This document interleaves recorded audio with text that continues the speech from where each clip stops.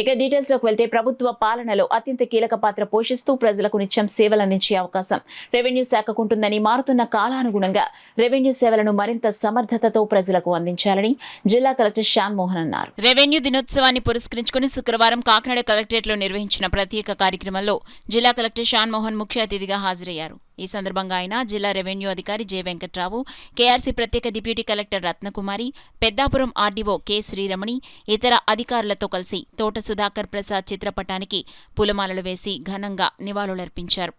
అనంతరం జిల్లాలోని వివిధ మండలాల తహసీల్దార్లు, ఇతర సిబ్బందికి ప్రశంసా పత్రాలు అందించారు. పదవి విరమణ చేసిన రెవెన్యూ ఉద్యోగులని సందర్భంగా కలెక్టర్ సత్కరించారు. ఈ సందర్భంగా జిల్లా కలెక్టర్ శ్యాన్ మోహన్ మాట్లాడుతూ రెవెన్యూ శాఖ అతి ప్రాచీనమైందన్నారు. ప్రభుత్వ పాలనలో అత్యంత కీలక పాత్ర పోషిస్తూ ప్రజలకు నిత్యం సేవలు అందించే అవకాశం రెవెన్యూ శాఖకు ఉంటుందని ఆయన తెలిపారు. గ్రామస్థాయి నుంచి జిల్లా స్థాయి వరకు ఉన్న రెవెన్యూ అధికారులు, సిబ్బంది మారుతున్న కాలానుగుణంగా ప్రజల అవసరాలను తీర్చే విధంగా రెవెన్యూ సేవలను మరింత సమర్థతతో అందించాలన్నారు. జిల్లా రెవెన్యూ అధికారి జె వెంకట్రావు మాట్లాడుతూ గత 2024 నుంచి జూన్ 20న రెవెన్యూ దినోత్సవాన్ని నిర్వహించుకుంటున్నామన్నారు. భూమి ఉన్నంత వరకు రెవెన్యూ శాఖ ఉంటుందని, పుట్టుక దగ్గర నుంచి మరణం వరకు రెవెన్యూ శాఖ సేవలు అందిస్తుందన్నారు. స్వాతంత్ర్యం రాకముందు 1786 జూన్ 20న బ్రిటిష్ పాలకులు బోర్డ్ ఆఫ్ రెవెన్యూను ఏర్పాటు చేశారన్నారు. రెవెన్యూ శాఖ ద్వారా అందిస్తున్న ప్రభుత్వ సేవలపై ప్రజలకు అవగాహన కల్పించాలన్నారు. కార్యక్రమంలో జిల్లా APRSA association president P Trinatharao, జిల్లా APGA association president M Jagannatham, VRO association president Chinnarao, జిల్లా వీఆర్ఏ అసోసియేషన్ ప్రెసిడెంట్ అబ్బులు, జిల్లా office subordinate association president S Chinnapaparao, collectorate AO S Rammohan, వివిధ మండలాల తహసీల్దార్లు, ఇతర సిబ్బంది తదితరులు పాల్గొన్నారు. అప్పుడు తిట్టుకోవచ్చు, ఏంటో ఒకటి 2 సార్లు చెప్తాను 3 సార్లు చెప్తాను కానీ, but after that they will remember, okay ఇదేదో జరిగిందంటే ఆ రోజు అతను సంతకం పెట్టడం, ఆవిడ కొంచెం కోఆపరేట్ చేయడం వల్ల అని చెప్పి చాలా మంది గుర్తుపెట్టుకుంటారు. So I think we should remember that angle also. ప్రతి కాయిన్ అటు ఇటు ఉన్నట్లు ఐ కమ్ ఫ్రమ్ కార్పొరేట్, కొంచెం కార్పొరేట్ ఎక్స్పీరియన్స్ ఉన్నట్లు అది వదిలేసి ఇక్కడ ఎందుకు వచ్చా అని అంటారు కదా చాలా మంది. I telling you, corporate is worse. ఇంతకన్నా బ్యాడ్ ఎక్స్పీరియన్స్ ఉంటాయి. మనల్ని ఈరోజు ఏదో మా ఆర్టీఓ తిట్టారనో, లేకపోతే మా కలెక్టర్ తిట్టారనో, లేకపోతే ఫీల్డ్ మీదకి వెళ్తే మమ్మల్ని సరిగ్గా చూడలేదు అనుకోని, you go to corporate, best of the companies. Hindustan Unilever ఉంటుంది, one of the best companies in India. You go as a sales, I think sales executive ఏదో అంటుంది, సేల్స్ సంథింగ్, అంటే ఎంబీఏ చేసిన తర్వాత first post. You will feel ఇంతకన్నా low life ఉండదేమో జీవితంలో అనిపిస్తుంది. సో మనం దూరకుండా నిలబడ్డాం కదా, అక్కడ అటువైపు బాగుంది అనుకుంటాం కానీ you should be blessed that you are considered as one of those privileged individuals in the society. And మనం డబ్బులు ఉండొచ్చు, అవంతా ఉండొచ్చు, కానీ ఒక రకమైన రేపు ఈరోజు మనం ఏం చేసామంటే, నేను సబ్లో అమ్మాను, నేను పనిచేసే కంపెనీకి ఒక 2 కోట్లు ఎక్స్ట్రా తీసుకొచ్చారనే దానికన్నా ఈరోజు నేను 10 మందిని కలిసాను, దాంట్లో ఒక 2 చేయగలిగాను, 98 చేయలేకపోవచ్చు, ఆ 2 చేయగలిగాను కదా. ఇప్పుడు నా దగ్గర కూడా గ్రీవెన్స్ వస్తారు, మండే పక్కన పెట్టేస్తే రోజు ఒక 40-50 మంది వస్తారంట.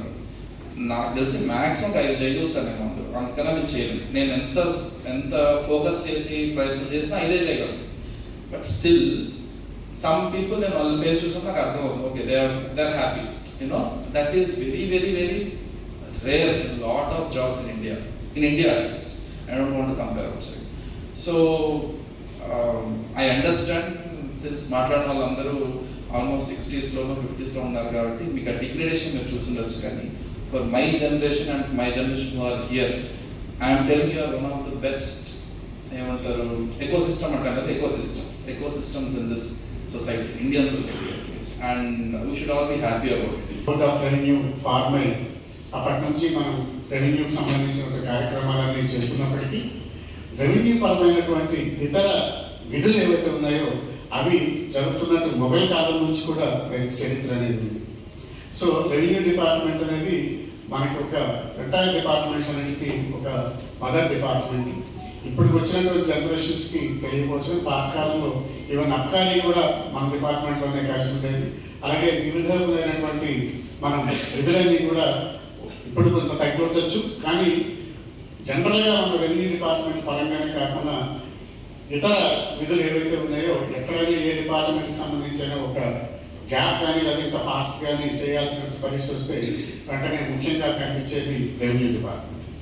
సో ప్రజల వరకు సేవలకు సంబంధించి చూసుకుంటే ఒక మనిషి పుట్టిన దగ్గర నుంచి మళ్ళీ మరణించిన తరువాత కూడా అతనికి సేవలు చేసేది రెవెన్యూ డిపార్ట్మెంట్. అదేవిధంగా పేదవాళ్ళకి దగ్గరలో పేదలకి సామాన్య జనానికి మనం చేసేటువంటి సేవలో రెవెన్యూ డిపార్ట్మెంట్ అనేది అది కటింగ్ ఎడ్జ్ లెవెల్ ఉంటుంది. కాబట్టి ముఖ్యంగా రెవెన్యూ డిపార్ట్మెంట్స్కి ఆ ప్రాముఖ్యత అనేది ఉంది.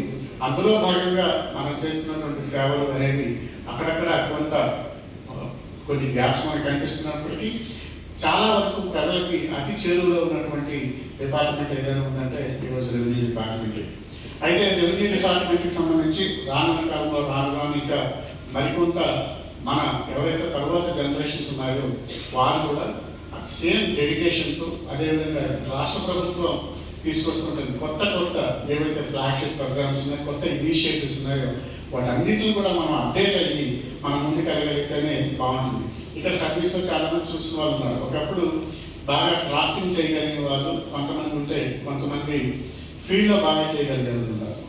ఈరోజు డ్రాఫ్టింగ్ చేయడం మాత్రమే కాదు, కంప్యూటర్స్లో కూడా అప్డేట్ చేయడం, ప్రతి ఒక్కటి ఏదైతే టెక్స్ రిలేటెడ్ ఇష్యూస్ ఉన్నాయో టెక్స్ సపోర్టింగ్ అంతా కూడా అది చేయాల్సినటువంటి జూన్ 20న బోర్డ్ ఆఫ్ రెవెన్యూ స్థాపించబడింది కాబట్టి జూన్ 20 చేసుకోవాలి ఈ పండగని దపదపాలుగా ప్రయత్నిస్తున్నప్పటికీ గత ప్రభుత్వ హయాంలో సిసిఎల్ఏ గారు సాయి ప్రసాద్ గారు, అదేవిధంగా చీఫ్ సెక్రటరీ జవహర్ రెడ్డి గారు ఈ కార్యక్రమానికి ఎంతో హితోధికంగా సహాయం చేశారు.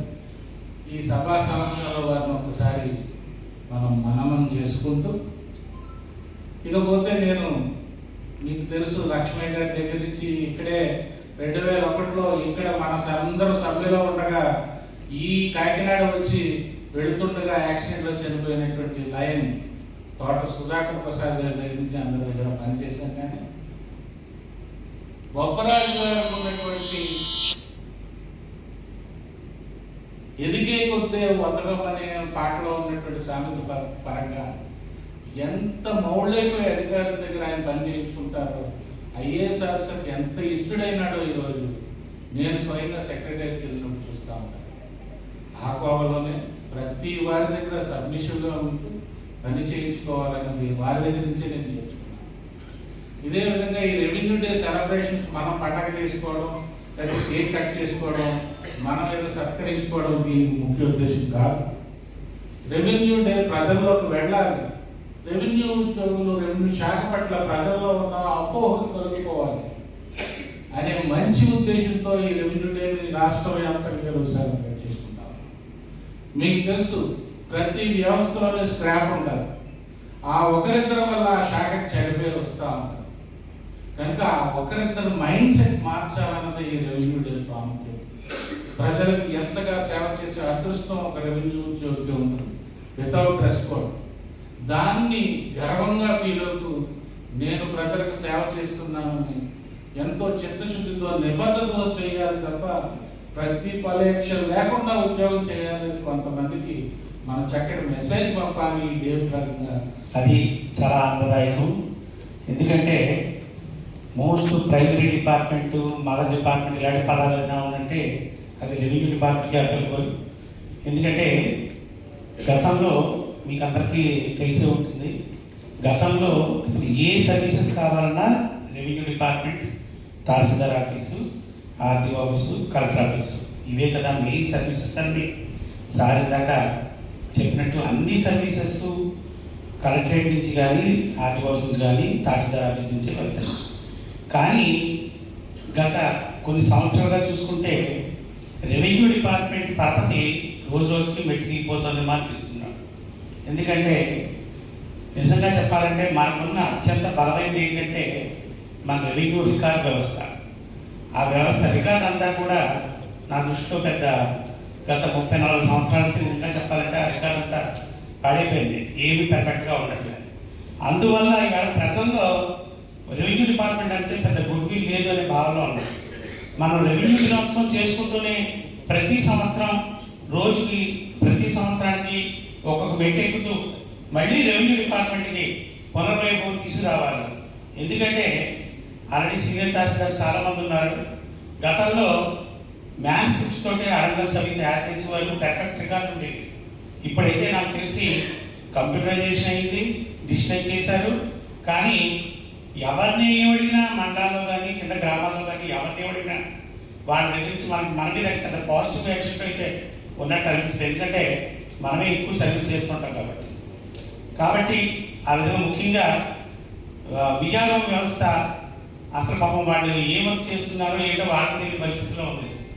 ఎందుకంటే వాళ్ళ ఆర్జిన్ ఆఫ్ వర్క్ని డైవర్ట్ చేసి మిగతా వర్క్ చేయించడం వల్ల మన బేసిక్ రెవెన్యూ వ్యవస్థ కానీ రెవెన్యూ రికార్డు కానీ అంతా కూడా పర్ఫెక్ట్గా